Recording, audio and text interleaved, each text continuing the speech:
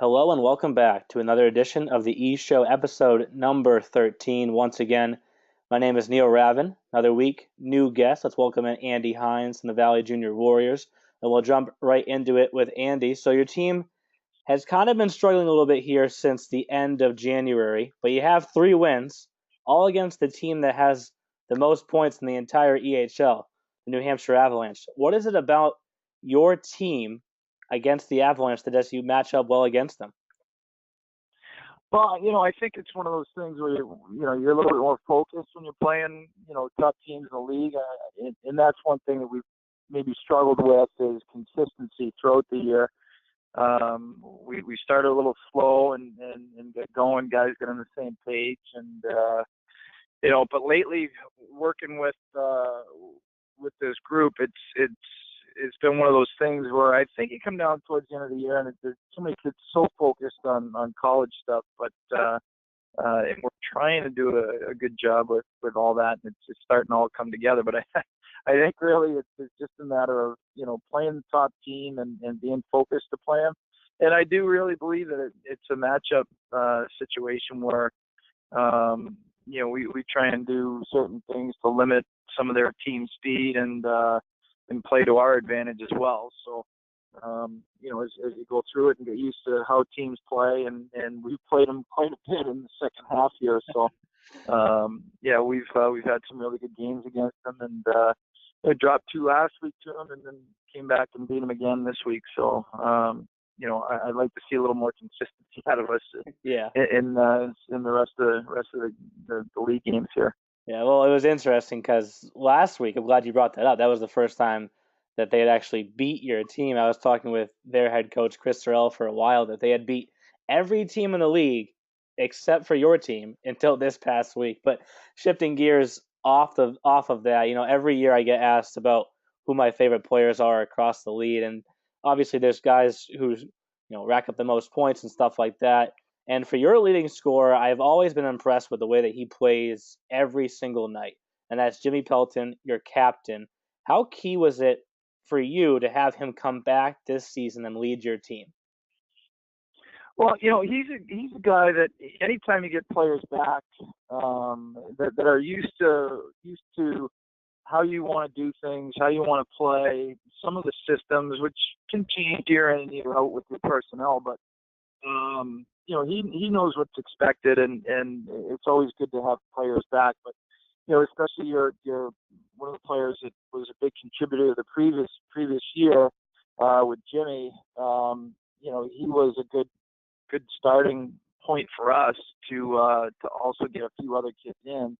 And he's a good leader. He's a guy that he doesn't complain about too many situations. It's not a thing out there where he's going to complain about calls and get distracted. It is what it is, and the next play is the most important play. In that, with wearing the C and bringing good leadership, not only on the ice during games and practices, but away from the rink too, and away from the on ice stuff is crucial for us to go in the right direction, and help these kids grow as people, not only hockey players, but. Anyway, he's done a great job, and it takes a lot of the burden off of me to guide a new player through, being a captain or being a team member and how to do it and all that. When you have good leaders, and it's not just Jimmy, but it's Kevin Rodgers and Eric Strait that help the whole group stay on track. And you mentioned one end of the spectrum there and some of your 97s that have been leading your team. Flipping over to the other end of the spectrum, Riley Sims, a 2000 goaltender, one of the youngest overall players in the EHL. What has impressed you about how well he's adapted as one of the youngest players in the league? Well, he's a Canadian-born player, and he really has. He's in some ways really easygoing, and then in other ways ultra competitive, obviously on the ice and when he's in in practice and game situations. But he's real low maintenance for me. I mean, he tends to do his business. He's prepared. He's ready to go.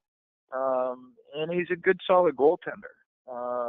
Nothing seems to rattle him. He may, let in a goal or two, and just again, it's more important what the next save. That's what we try and preach to the team in their positional play in next shift, and then the goaltender is the same thing. It's all about making the next play or the next save for them. And Riley's done a great job. And age, he's a pretty mature kid.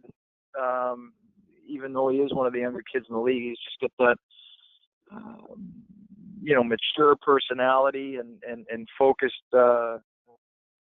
way about him. And he's again, away from the rink, I think he's really easy to deal with part-time jobs, school, and everything else, which is so important. And now, looking ahead to this weekend, you're in the middle of a very tight playoff race for the sixth and final playoff spot in the North Conference. You're going to enter the weekend with trailing the New England Wolves by 1 point. You have 33. They have 34. You play them on Saturday, but you play the Wizards later today. How are you going to work to keep your team focused on, first the Wizards matchup, then the Wolves game, and then wrapping up the season against the Express next weekend? Well, they know what's in front of them, and the situation that we've played ourselves into, I guess you could say too. But again, we don't really talk about points and wins and losses in those kinds of terms. It's more or less, hey, let's be ready to play. If it's leading into this afternoon's game, it's going to be, hey, let's get off to a good start. Let's everybody, stay focused on what our responsibility is and play shift to shift. I think if you go in thinking, all right, we gotta, score this many goals or that many goals, or we gotta come away with. You're always trying to win the hockey game. I mean, that goes without saying. So we try and just stay focused on the short term and try and tweak a few things as we go as far as what we're seeing out of our own personnel and what we're seeing out of the other team, but try and keep it pretty simple and short term. Well, there you have it, folks. It's one shift at a time down the stretch here for the Warriors. They'll face off with the East Coast Wizards at home this afternoon at 12:20.